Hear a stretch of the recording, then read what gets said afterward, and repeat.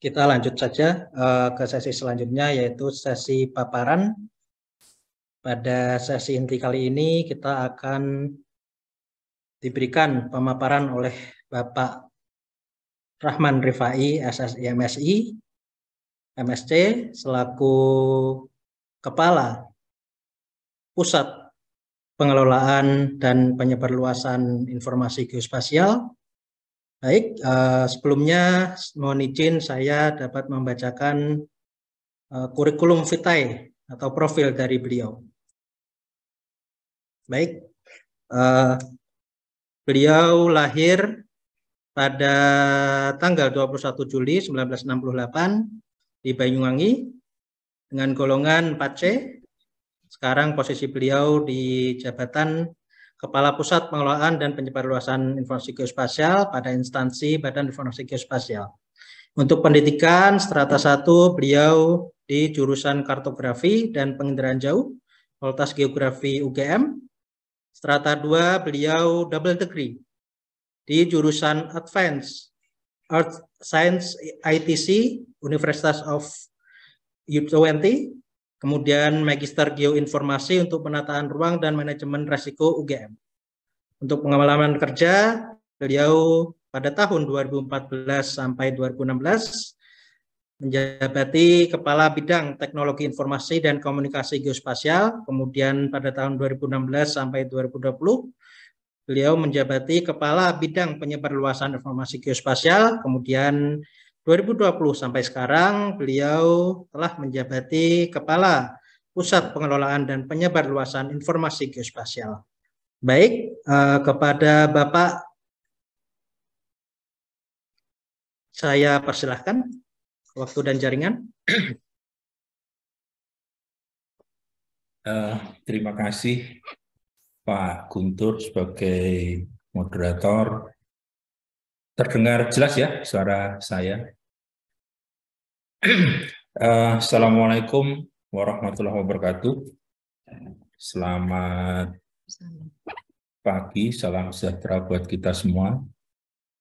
Yang saya hormati Bu Dekan, Bu Dr. Nurma, kemudian Bapak Ibu pimpinan Fakultas Sains dan Teknologi Universitas Terbuka. Tadi banyak disebutkan, saya nggak hafal namanya satu-satu, jadi mohon maaf tidak bisa menyebut nama. Nah, dan Bapak Ibu sekalian, Sivitas Akademika Universitas Terbuka, khususnya di program studi perencanaan FST Universitas Terbuka. Terima kasih sebelumnya. Saya dapat kehormatan untuk mengisi salah satu mungkin ini ya bagian dari rangkaian kuliah yang ada di program studi perencanaan dan ini saya berterima kasih sekali. Saya akan menyampaikan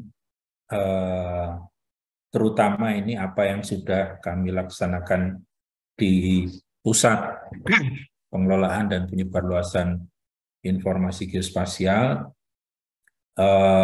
mungkin lebih banyak di data dan informasi geospasial, karena soal perencanaan Bapak Ibu sekalian lebih advance dari saya, sehingga mohon maaf apabila mungkin tidak terlalu banyak soal konsep perencanaan yang saya sampaikan. Nah, seperti yang diminta oleh panitia ya, bahwa saya diharapkan untuk menyampaikan soal ketersediaan data geospasial sebagai fondasi dasar penyusunan rencana tata ruang. Jadi ini nanti cakupan presentasi saya kira-kira seperti ini.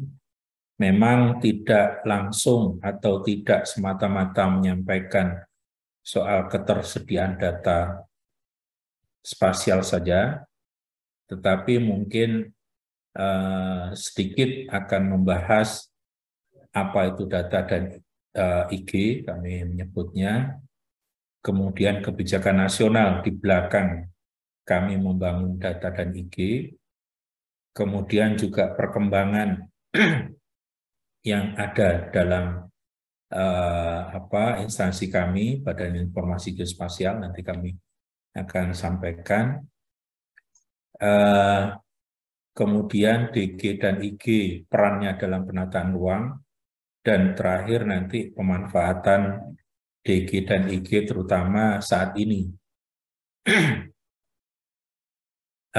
Bapak Ibu sekalian, tadi sudah disampaikan oleh Bu Dekan bahwa salah satu aktivitas kita ketika misalnya kita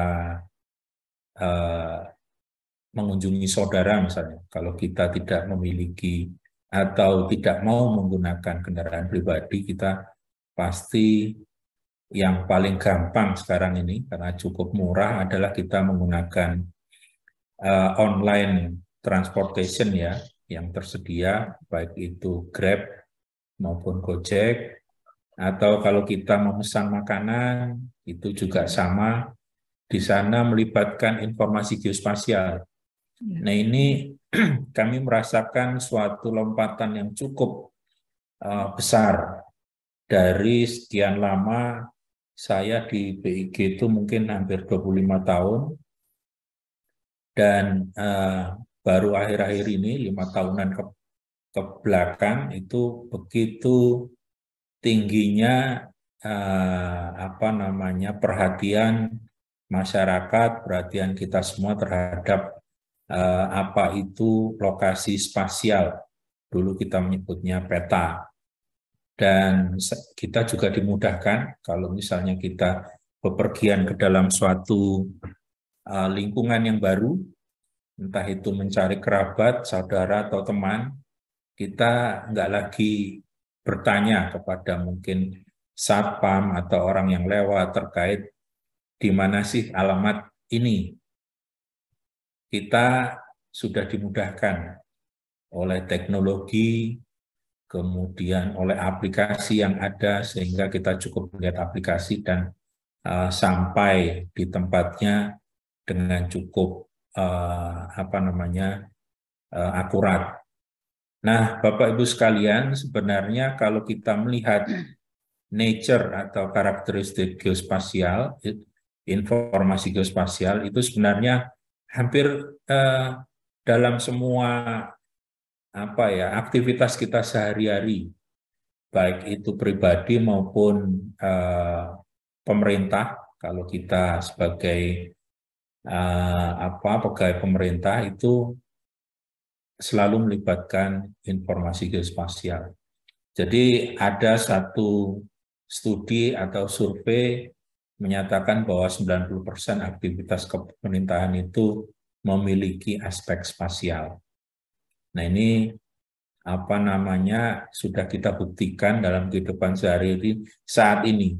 Mungkin dulu kita memandang sebelah mata terhadap informasi geospasial, tetapi sekarang manfaatnya sangat luar biasa.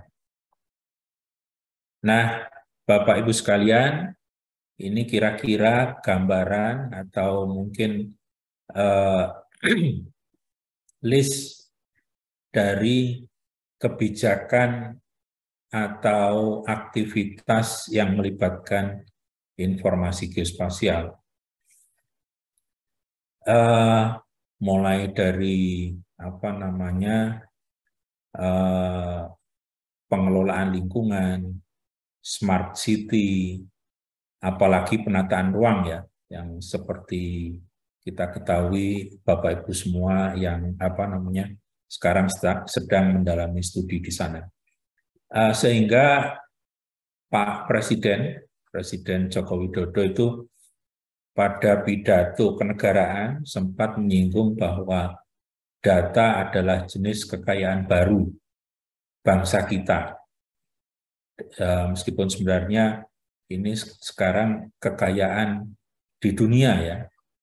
karena data itu sungguh luar biasa dan value atau nilainya itu lebih berharga dari minyak. Nah, ini sebenarnya tidak terbatas di data saja. Saat ini itu hasil analisa dari data itu value-nya lebih tinggi dari data itu sendiri. Sehingga kalau kita memiliki data, Bapak Ibu sekalian, kalau misalnya nanti mendownload salah satu data kami, kemudian melakukan analisis mungkin penyusunan rencana tata ruang atau rencana detail tata ruang, itu hasil turunannya jauh lebih nilainya ketimbang data induknya. Nah, ini yang mungkin kita baru menyadari setelah merasakan hasilnya. Kemudian ini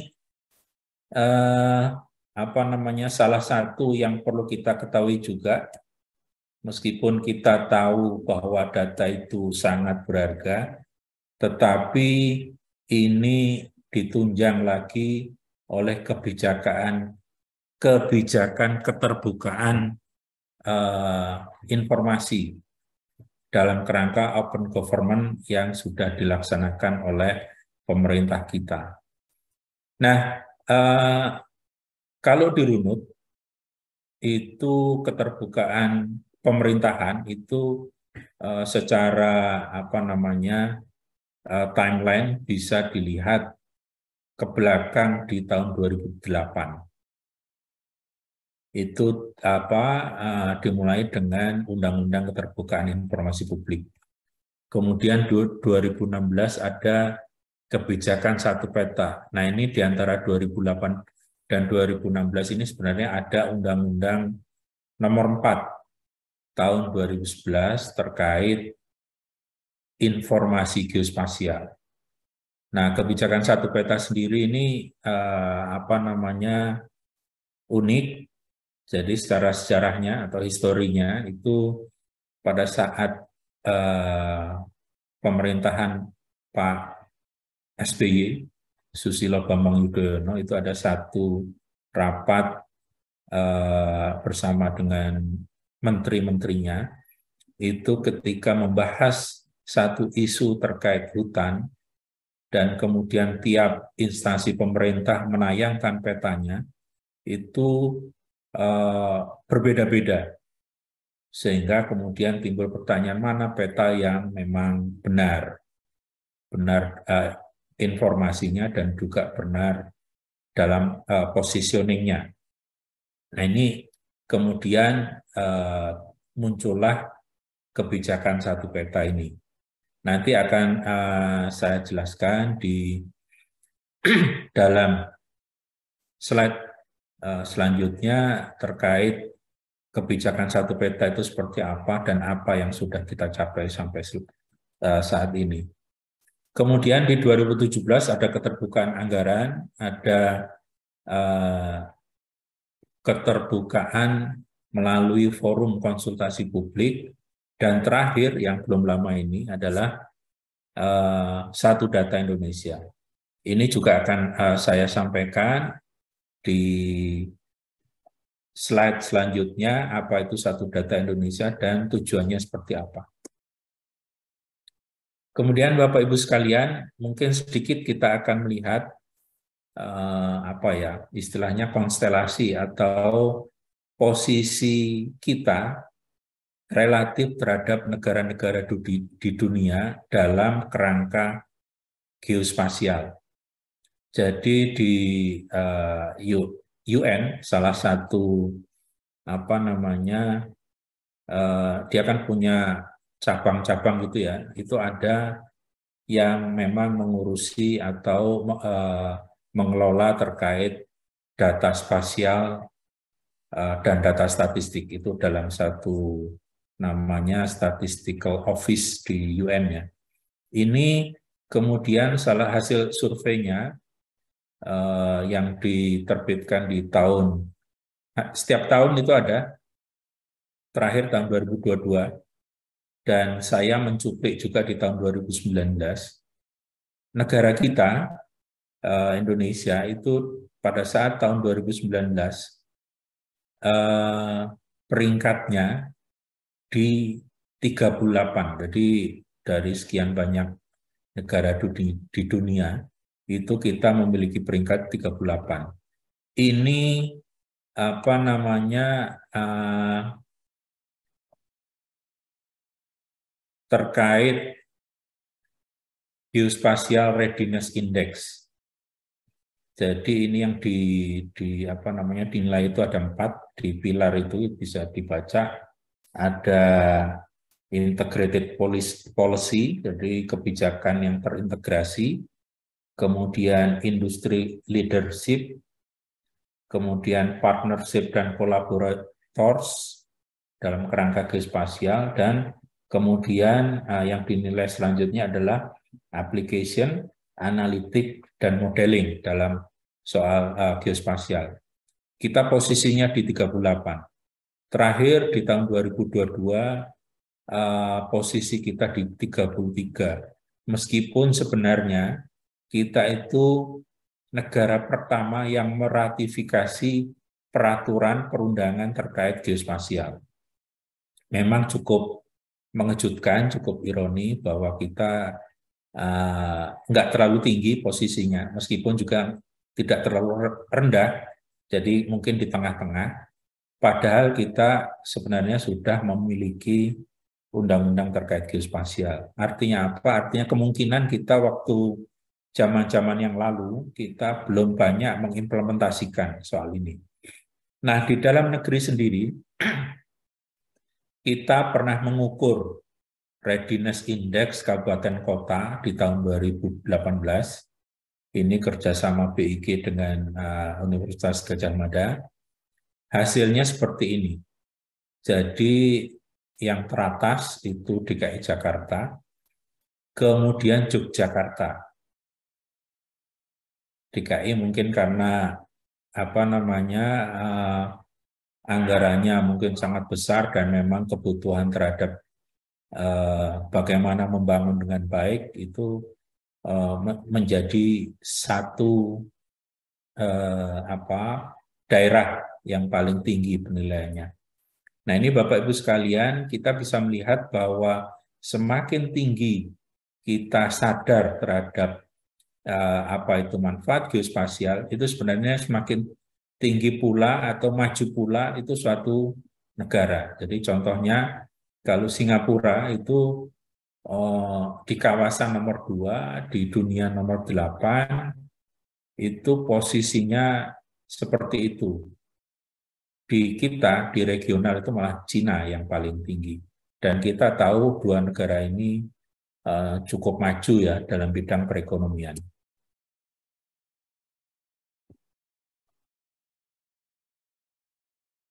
Nah, kita selanjutnya adalah mungkin ya Bapak Ibu sekalian, meskipun sudah menggunakan data geospasial, mungkin belum tahu atau belum belum memperhatikan apa sih sebenarnya definisi dari data dan informasi geospasial. Nah, kira-kira gambarannya seperti ini. Setiap data dan informasi yang memiliki elemen lokasi atau georeferensi, karena kita ada di bumi ya, makanya namanya georeferensi, baik itu di permukaan, di dalam atau di atas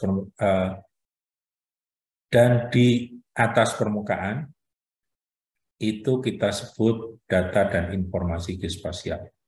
Jadi elemennya bisa 2 dimensi, X dan Y, atau 3 dimensi, X, Y, dan Z. Bentuknya bisa titik, garis, dan poligon. Bisa juga terdapat informasi tambahan atau atribut yang menjelaskan terkait karakteristik objek yang bersangkutan. Nah, ini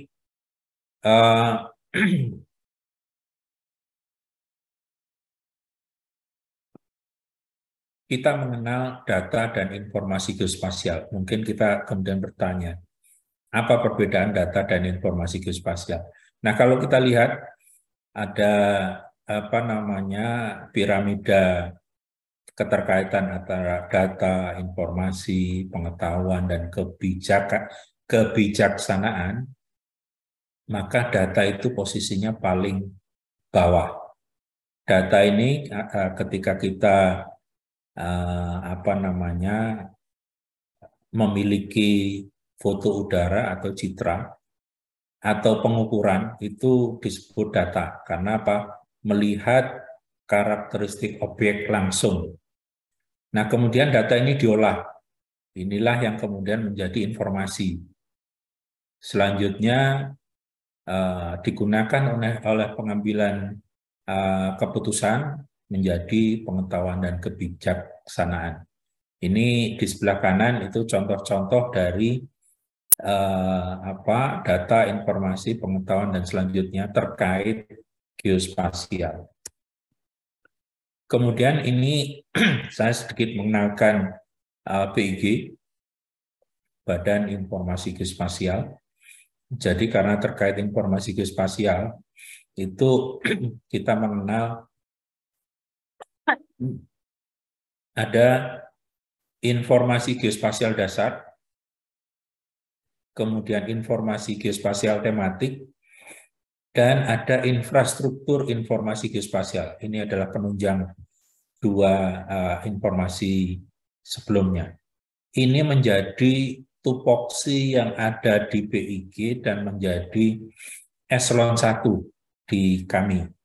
Kebetulan saya di bawah Kedeputian Infrastruktur Informasi Geospasial yang terutama adalah menyediakan infrastruktur, teknologi, data.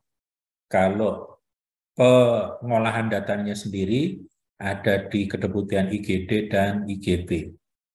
Kira-kira seperti itu gambaran dari BIG. Kemudian jenis informasi geospasial yang ada di Indonesia berdasarkan Undang-Undang Nomor 4 tahun 2011 itu tadi IG itu dibagi dua, IGD dan IGT. Kami BIG secara undang-undang berkewajiban menyediakan IGD. Jadi penyediaan IGD itu adalah kewajiban pemerintah. Ini IGD ini dibagi menjadi dua, jaring kontrol geodesi dan peta dasar. Jaring kontrol geodesi ini sebenarnya fondasi dari kita menyusun peta dasar. Dibagi menjadi tiga, ada JKHN, jaring kontrol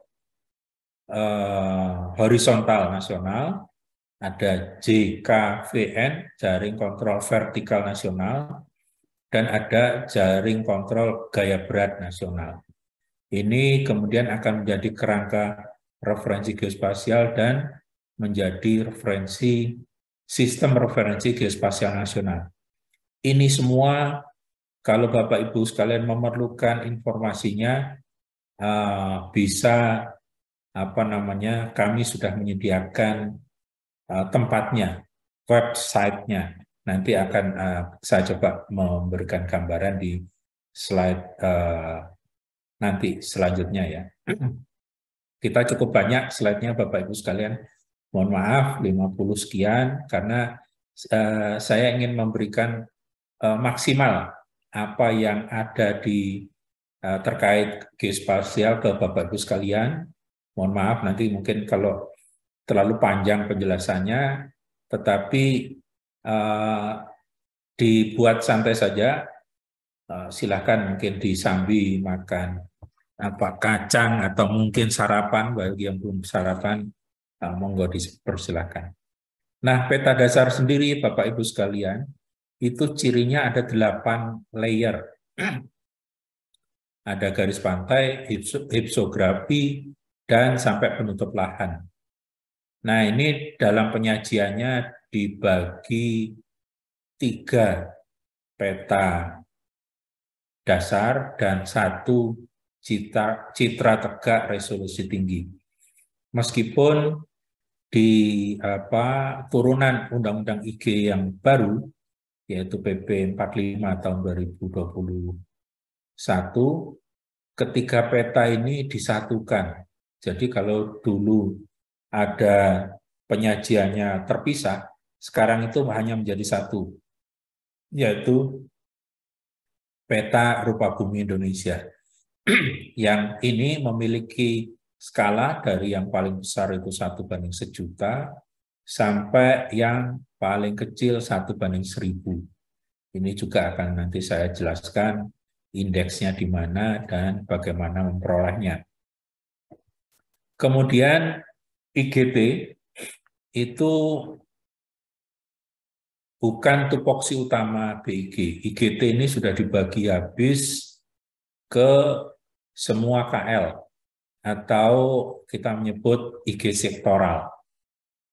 Kemudian IGT strategis nasional dan IGT hasil integrasi. Ini terkait kebijakan satu peta. Nah, BIG itu hanya menjalankan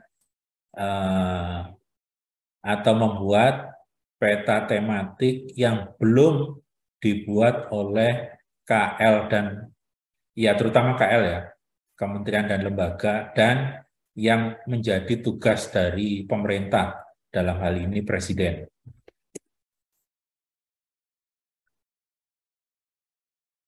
Ini Bapak Ibu sekalian indeksnya bisa dilihat dari indeks 1/5.000 sampai 250.000.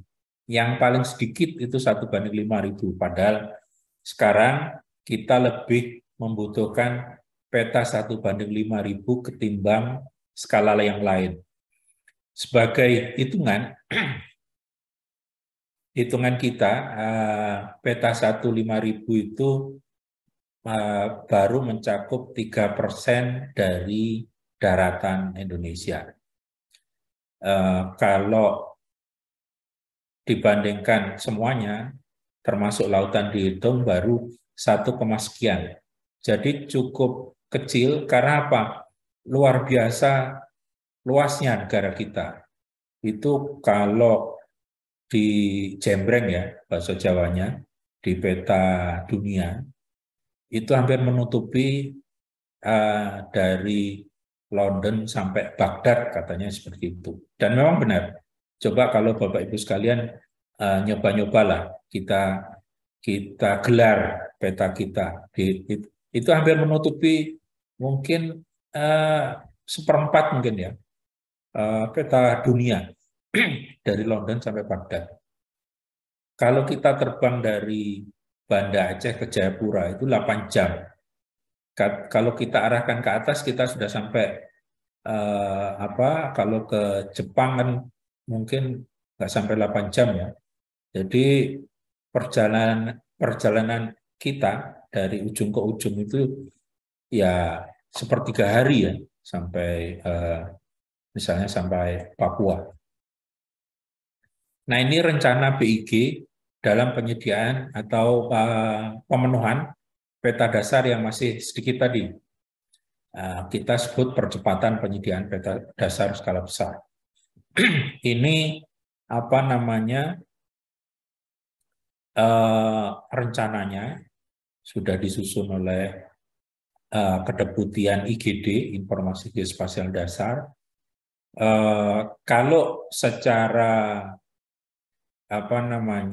business as usual tanpa percepatan dengan anggaran per tahun BIG yang peroleh itu bisa lebih dari 100 tahun kita menyelesaikan semuanya ini. Nah, ini kita sedang berusaha untuk mempercepat mungkin 10 sampai ya nggak lama lah, 10 tahunan lah. Itu menggunakan skema kerjasama dengan BUMN, tetapi ini masih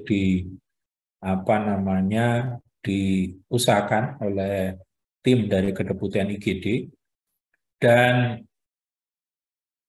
cukup besar juga ini datanya. Jadi di sini saya tampilkan bagaimana data-data BIG itu diperoleh. Bisa menggunakan teodolit. Ini cara klasik, sangat akurat tetapi cakupannya tidak begitu luas, sehingga butuh waktu cukup lama, sangat lama untuk mengcover event mungkin satu Jawa ya, apalagi seluruh Indonesia. Kemudian ada foto udara, ini masih digunakan tetapi sudah direduksi cukup banyak karena ini sangat mahal dan sangat tergantung cuaca. Kita harus juga sewa pesawat terbang untuk melakukan pemotretan udara.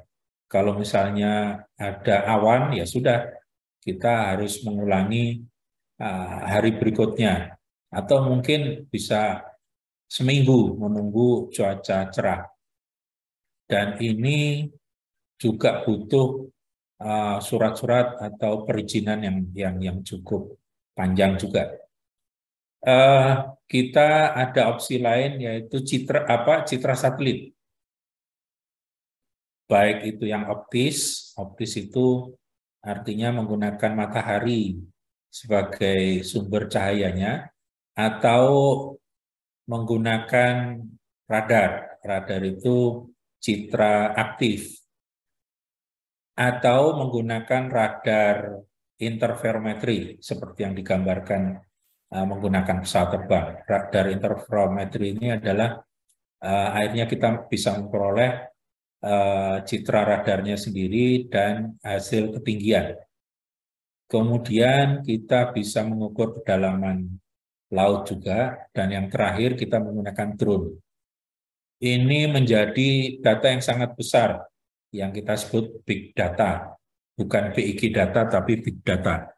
Sebagai gambaran, proses pemetaan, percepatan pemetaan skala besar itu dalam 1 tahun butuh storage penyimpanan 4 petabyte.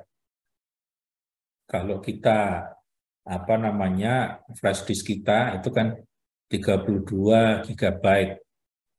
Kemudian kalau kita punya hard disk eksternal itu 1 tera atau 2 tera, ini 1000 kalinya. Jadi cukup besar data-data yang diperoleh dari proses pemetaan geospasial. Dan kemudian ini adalah informasi geospasial untuk mendukung pembangunan berkelanjutan atau SDGs, Sustainable Development Goals. Di sini juga ada pergeseran paradigma pembangunan nasional di perencanaannya yang didorong oleh Bappenas menjadi tidak hanya tematik, holistik dan integratif, tetapi juga sekarang spasial. Meskipun sebenarnya cukup lama kita membangun tanpa unsur spasial. Ini sangat bermanfaat. Ada satu contoh pembangunan waduk di daerah timur ya. Saya agak lupa namanya. Itu ketika tidak memperhatikan aspek spasial, rencana pembangunan waduk itu setelah dicek, ternyata di sana atau di daerah yang dimaksudkan mau dibangun itu, karena itu waduk mestinya ada sawah ya, pertanian lah. Nah itu sawahnya nggak ada, hanya ada beberapa petak sawah gitu. Sehingga ini kemudian sangat mengejutkan tim dari waktu itu, yang menyampaikan adalah kantor staf presiden. Nah ini spasial sungguh luar biasa perannya untuk kemudian kita bisa membuat kebijakan yang lebih akurat. Nah Bapak Ibu sekalian, ini saya jelaskan JIGN, Jaringan Informasi Geospasial Nasional. Nah ketika kita berbicara terkait ketersediaan data geospasial, maka pertanyaan kita yang muncul adalah apa saja data spasial yang ada dan di mana. Nah, inilah kemudian JIGN ini sangat berperan penting terhadap kita, tidak hanya pemerintah tapi juga masyarakat, Bapak Ibu sekalian juga sebagai akademisi, ketika mencari data dan informasi geospasial ini lebih mudah mencarinya lewat jaringan IG nasional. Nah, jaringan IG nasional sendiri itu menjadi kebijakan pemerintah melalui Perpres 27. Di pasal 7 itu disebutkan bahwa penyebarluasan IG itu melalui jaringan IG nasional. Di Undang-Undang Nomor 4 itu juga sama juga. Kemudian di Perpres 23, yang ini merupakan revisi Perpres 9 yang di sebelahnya terkait percepatan kebijakan satu peta, dan PP yang baru terkait penyelenggaraan IG, PP 45 tahun 2021, itu ujungnya mewajibkan semua stakeholder pemerintah yang memiliki IG untuk menyebarluaskan, membuka datanya lewat jaringan IG nasional. Nah, JIGN sendiri, ini saya perlu menjelaskan sedikit terkait posisi JIGN itu terhadap proses penyelenggaraan IG, sebagai informasi kepada Bapak Ibu sekalian, bahwa di penyelenggaraan IG itu ada 5 proses. Ada pengumpulan ini, pemotretan, pengukuran, pembelian data, kemudian ada pengolahan di sini itu membuat stereonya, membuat 3 dimensinya, kemudian memberi penamaan rupa bumi atau toponim, survei lapangan untuk melengkapi data-datanya, itu merupakan proses di pengolahan. Setelah itu disimpan. Disimpan ini melalui media elektronik dan non-elektronik. Kalau elektronik kita punya, DIG punya data center. Kebetulan di kami mengelola data center geospasial. Di sana kita simpan. Selain penyimpanan yang aktif untuk data-data yang hot, ya, hot dalam artian sedang kita gunakan, itu kita simpan di data center. Yang cold maupun yang freeze itu kita simpan dalam tape backup, sehingga data itu aman. Dan di pengamanan sendiri kita menerapkan digital signature. Ini masih kita terapkan di data-data kebijakan satu peta. Setelah itu disebarluaskan lewat JIGN, baru kemudian user menggunakan data IG tersebut. Nah, ini Bapak Ibu sekalian, sampai saat ini hampir kita mulai tahun 2011, JIGN itu implementasinya di 2011, sampai saat ini 11 tahun, ada 323 KL dan P, Kementerian, Lembaga, dan Pemerintah Daerah. Nah, data yang di hadapan Bapak Ibu sekalian ini masih 316. Ini status di 2022. Sebenarnya sudah 323 dari 614 KLP yang wajib tergabung. Memang ada kendala konektivitasnya, karena 1, kemampuan daerah, 2, kadang belum ngerti. Jadi geospasial meskipun kita rasakan itu, tetapi masih juga bagaimana mengelolanya itu masih banyak pihak yang belum tahu. Nah, ini JIGN yang sudah kita bangun sekian lama, dan daerah itu harus membentuk 2 unit di masing-masing daerah. Ada produsen data dan ada wali data. Produsen data ini pabriknya yang membuat, wali data ini yang menjual etalasenya. Jadi unit penyebar luasan ini adalah wali data. Nah, apa namanya?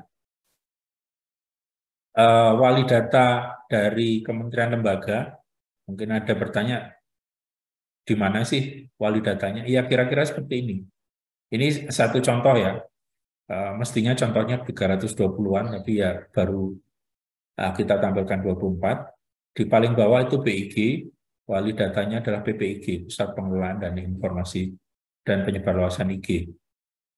Sehingga kalau ada kebutuhan data, mestinya yang dihubungi pertama adalah wali data. Kemudian ini di sisi daerah, tadi saya sudah sebut produsen data, ada wali data. Jadi kalau misalnya ada beberapa produsen data, maka produsen data di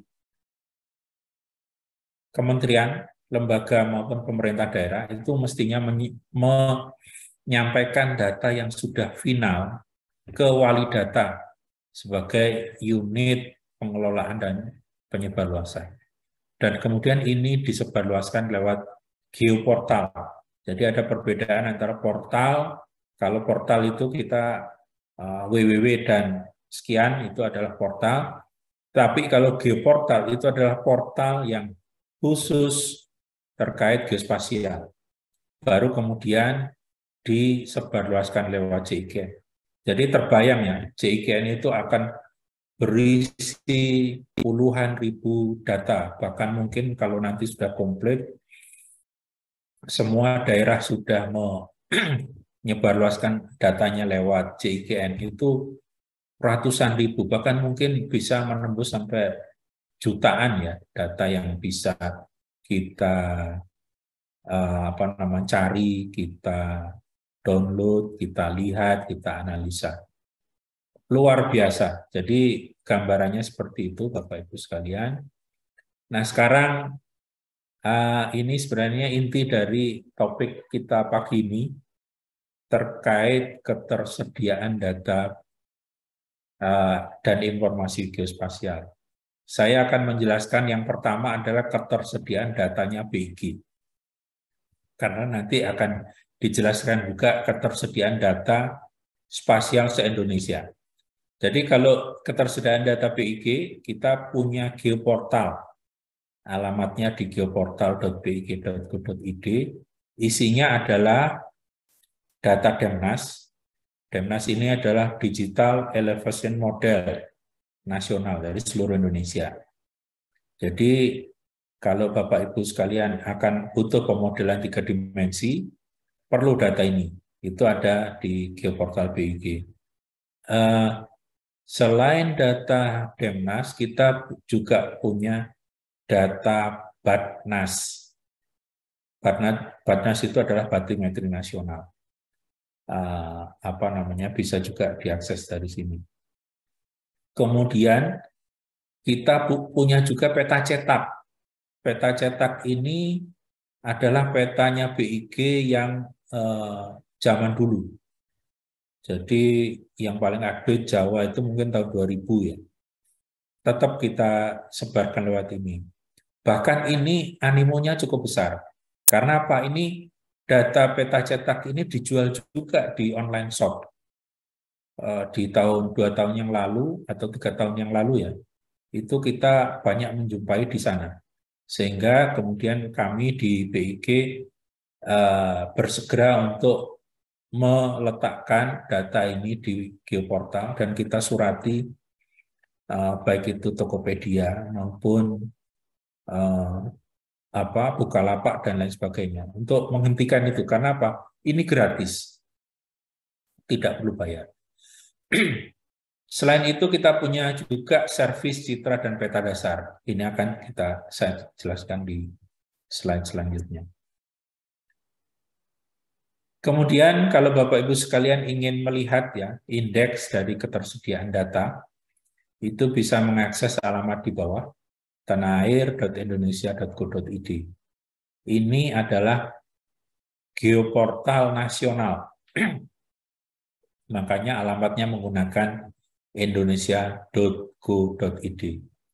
Jadi tidak hanya PIG tapi 323 tadi yang terkoneksi bisa dilihat di sini.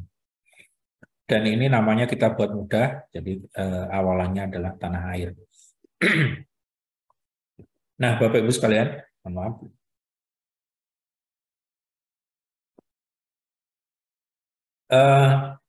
Selain data yang bisa di-download, itu ada data IG yang disebarluaskan lewat servis.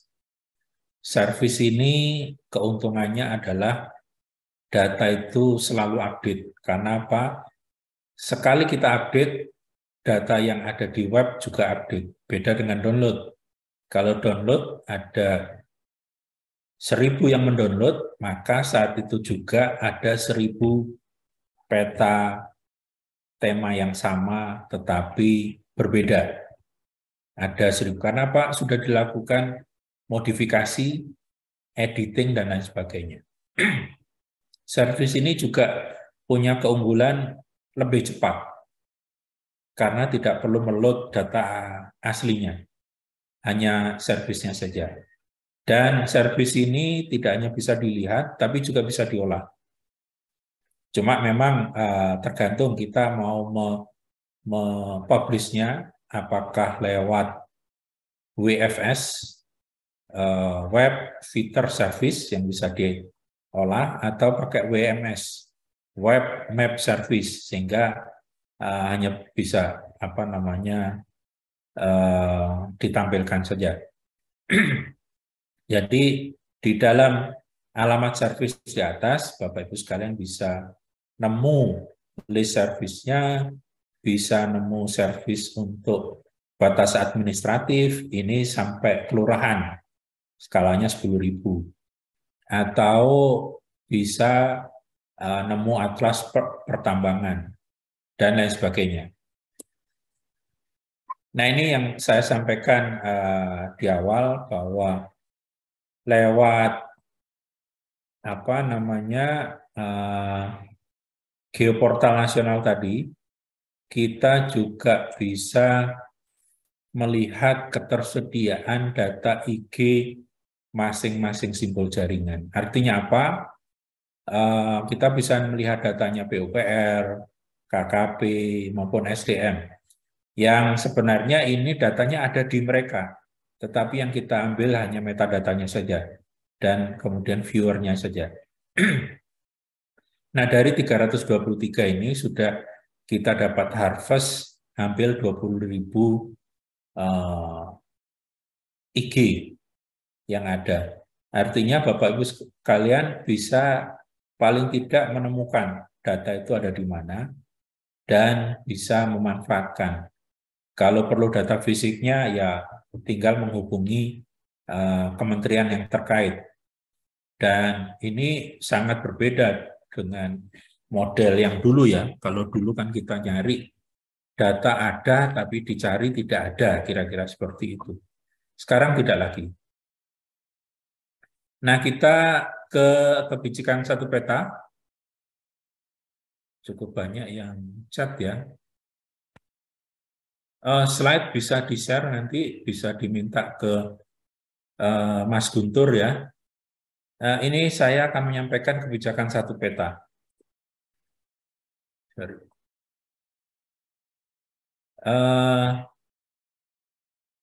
Kebijakan satu peta ini sampai tahun ini itu sudah ada 2 periode, atau kita menyebutnya yang di tahun 2016, itu diawali di tahun 2016 sampai 2019, berdasarkan Perpres 9, itu adalah KSP versi 1. mengumpulkan 85 peta tematik dari 19 kementerian. Nah, di tahun 2021 itu peraturan presidennya direvisi menjadi Perpres 23 tahun 2021. Ini adalah KSP versi 2. Lebih banyak petanya, ada 158 peta tematik, dan melibatkan lebih banyak kementerian lembaga, ada 24. Nah, ini tujuannya atau manfaatnya bisa untuk perencanaan tata ruang. Bukan bisa ya, malah wajib. Karena apa? Kementerian lembaga yang terlibat ini sudah menyampaikan bahwa tata ruang apabila ada datanya di KSP itu wajib menggunakan data tersebut. Makanya jadi peta KSP itu sangat dicari ya, meskipun saat ini aksesnya masih terbatas, nanti saya jelaskan di slide selanjutnya. Tetapi ini memang banyak peta dan informasi geospasial yang penting sehingga banyak diperlukan oleh masyarakat. Nah, tahapan kegiatan itu ada kompilasi. Kompilasi itu mengumpulkan dari wali data, integrasi data tersebut kemudian dicocokkan dalam tanda kutip terhadap peta dasar. Sehingga ketika peta itu sudah di-approve, maka peta itu pasti sama frame-nya dengan peta dasar. Kemudian sinkronisasi. Ini adalah peta yang tematik tertentu itu terkait perizinan atau terkait kawasan itu akan dicek terkait rencana tata ruang dan peta-peta kawasan hutannya KLHK. Sehingga ketika ini lolos, maka itu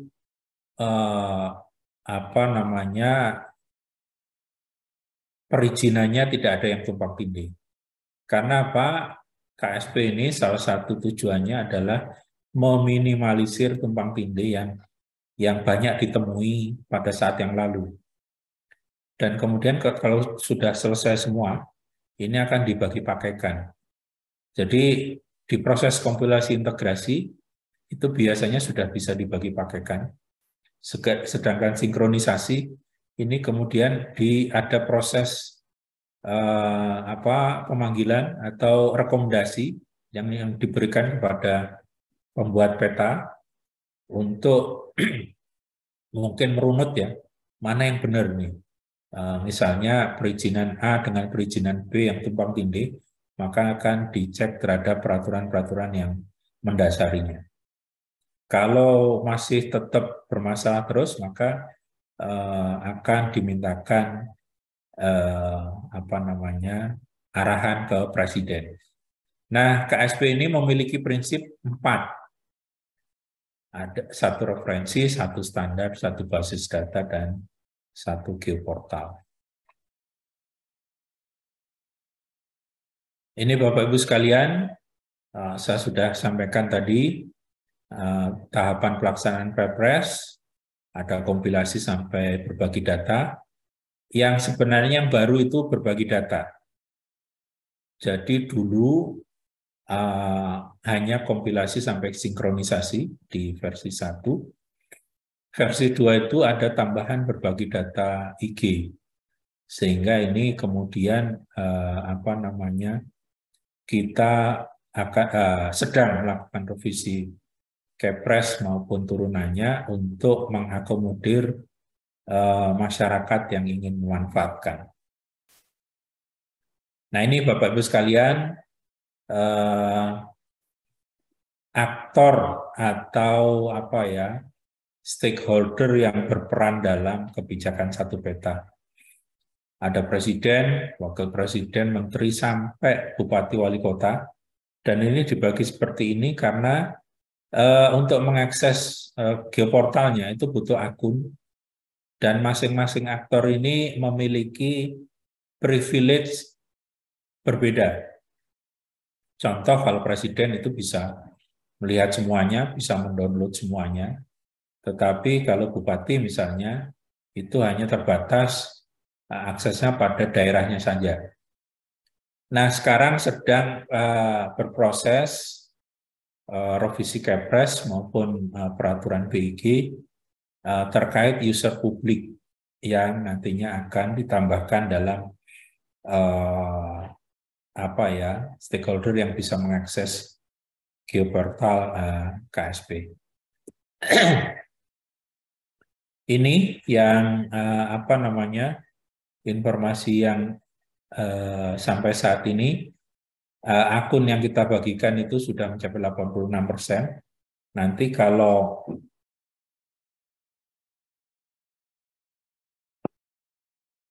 misalnya user masyarakat sudah dibuka aksesnya, maka hanya perlu mendaftar lewat Inagio Portal, lewat tanahir.indonesia.go.id. Dia juga sudah bisa mengakses geoportal KSP. Meskipun sama seperti role yang lain, itu tidak semua data atau privilege-nya akan diatur. Tidak semua data bisa dilihat dan di-download.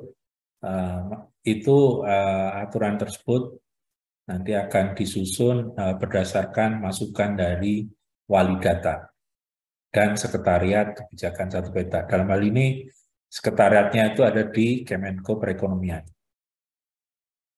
Ini contoh IGT terakhir yang ada di geoportal KSP. Ini baru 41 dari 158, cukup banyak sebenarnya. Dan topiknya sangat seksi lah, misalnya kayak peta kawasan bentang alam, KARS, peta kawasan hutan, peta potensi energi matahari, itu kan tema-tema yang sangat diminati oleh pengguna. Nah, ini kebijakan pemerintah satu lagi terkait satu data Indonesia, yang satu data Indonesia ini sebenarnya induk dari kebijakan satu peta. Meskipun kebijakan satu peta ini lahir duluan dari orang tuanya. Nah, dan kalau kita lihat memang sangat serupa ya, sangat sama lah, kira-kira seperti itu. Contohnya adalah prinsip dari satu data Indonesia. Itu ada satu standar data sampai seterusnya, referensi data dan lain sebagainya. Kita lihat di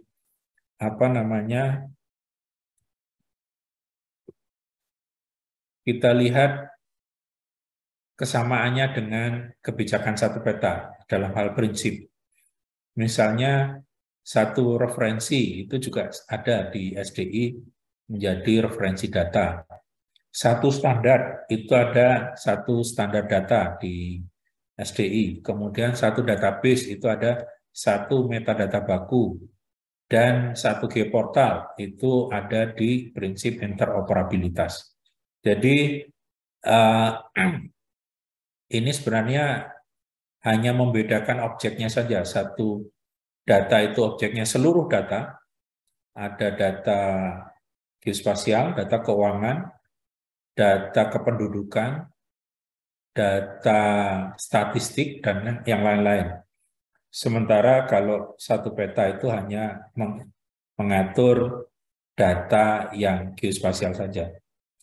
Nah, ini satu data Indonesia maupun KSP, bagaimana cara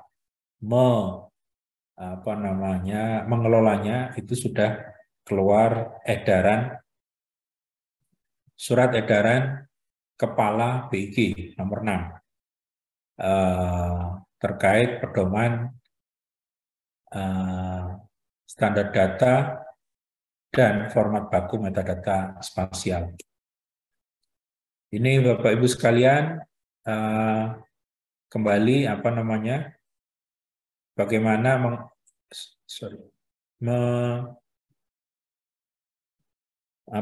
mengimplementasikan di level simpul jaringan. Dan tadi sudah saya jelaskan, simpul jaringan itu sebelum ke penghubung simpul akan mempublikasikan lewat service, baik itu WMS, WFS, WCS untuk metadata, WMTS itu untuk citra, maupun metadatanya lewat CSW. CSW itu Catalog Service for Web. Dan ini surat edaran Kepala BIG nomor 6, dan bisa di-download kalau misalnya ingin mempelajari lebih lanjut atau ingin melakukan studi terkait data. Karena apa? Sekarang itu permintaan terkait orang yang paham data science itu sangat meningkat ya, sehingga orang tersebut harus paham terkait statistik, paham terkait bagaimana data spasial, dan aturan-aturan ini sebenarnya dibangun lewat studi juga, kajian, masukan dari akademisi-akademisi.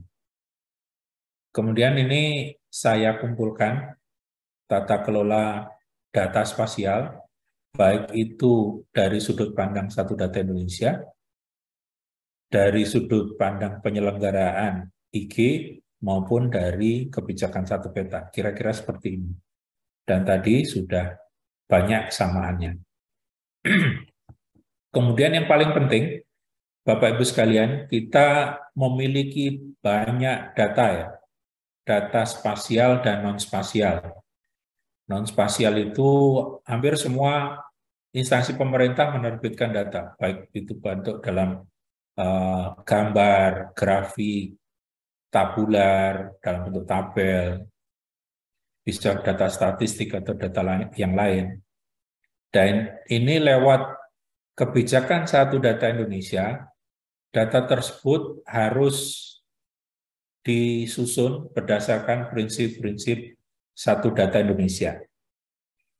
Dan kami di BIG sudah dalam rangka percepatan ya, sudah mengintegrasikan data spasial dari yang ada di JIGN. Jadi JIGN itu adalah kumpulan besar data-data yang dimiliki oleh wali data kementerian, lembaga, dan pemerintah daerah yang sudah mengalami standarisasi dan dipublish lewat geoportalnya.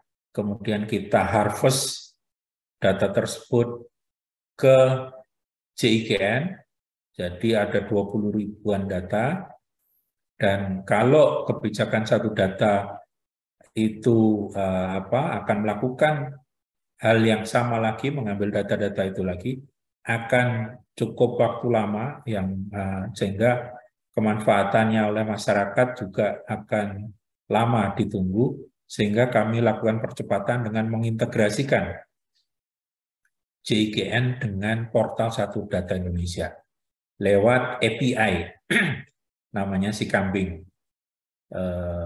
Cukup, ini memang sengaja kita memilih nama ini supaya gampang diingat, meskipun panjang,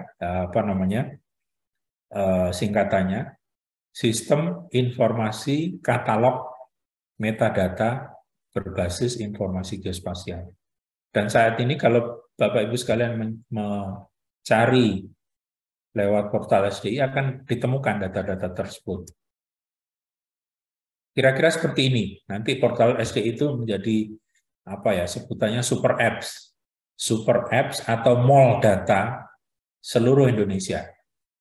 Mohon izin Bapak. Ya. Bisa dipercepat Bapak? Oke Pak, 10 menit lagi ya Pak ya. Oke. Ya, ini kemudian kalau Bapak Ibu mengakses portal SDI akan ditemukan seperti ini. Ini kalau ada simbol informasi geospasial untuk negeri itu berarti lewat JGN. Kemudian ini juga mendukung OSS, One Single Submission System. Dan itu nantinya harus diintegrasikan. Contohnya adalah integrasi spasial statistik, ini sangat bermanfaat. Sebagai salah satu contohnya adalah by name by address, sehingga bantuan pemerintah atau bantuan LSM, NGO, dan lain sebagainya, itu bisa disalurkan tepat dan tepat orang, tidak ada tumpang tindih. Nah, ini data IG dalam perencanaan, saya akan percepat saja. Ini definisi rencana tata ruang, dan kemudian model terbaik itu dalam menampilkan rencana tata ruang adalah peta atau informasi geospasial. Kemudian ini adalah sistematika bagaimana informasi geospasial bersama data statistik itu akan menyumbang analisis atau pendekatan kewilayahan yang ada dalam perencanaan pembangunan. Ini kita ambil dari PowerPoint-nya salah satu deputi di Bappenas. Kemudian ini adalah bagaimana data spasial dianalisis dan menjadi output. Dan ini ada 4 slide terakhir terkait pemanfaatan data. Yang pertama, pada saat COVID, SIG itu sangat berperan penting, terutama dalam salah satu contohnya adalah distribusi vaksin yang di kanan atas, kemudian kanan bawah kita perlu melihat sebaran dari layanan kesehatan, itu yang pada saat COVID kemarin, dan yang kiri bawah itu adalah sebaran puskesmas yang kita ambil dari data Dukcapil. Ini digital twins. Digital twins itu adalah bagaimana membawa realitas dunia nyata menjadi virtual. Salah satunya adalah dengan membuat peta skala 1:1000. Ini sudah ada di Kota Bandung dan Kota Manado. Di Kota Bandung itu lewat digital twins ini bisa diketahui ada pajak yang belum terkutip itu sekitar 30%. Cukup besar, PBB ya. Jadi ada hotel yang awalnya mungkin hanya 8 tingkat, ternyata sekarang 20 tingkat, itu masih dilaporkan 8 tingkat, sehingga lewat pemetaan 3 dimensi kita tahu dan bisa melakukan optimalisasi penerimaan daerah. Termasuk juga kita bisa menganalisis soal banjir dengan sangat mudah. Dan ini adalah pemetaan sosial tadi, untuk misalnya kita ingin membagikan bantuan sosial, termasuk saat ini BIG bekerja sama dengan BKKBN memetakan stunting. Dan ini kegiatan pemetaan yang sangat membantu petani. Kalau petani saat ini dihadapi dengan tantangan ketidakpastian musim, maka dengan memanfaatkan GIS, dengan teknologi ini kita bisa mulai merencanakan, memetakan, kemudian memonitor tanaman lewat drone, dan kemudian memprediksi panen yang tepat, sehingga nantinya kita bisa secara lebih akurat melaksanakan pertanian. Mungkin itu, Mas Guntur, yang bisa saya sampaikan. Sekali lagi mohon maaf apabila waktunya cukup panjang, karena memang banyak hal yang ingin saya sampaikan. Terima kasih. Assalamualaikum warahmatullahi wabarakatuh.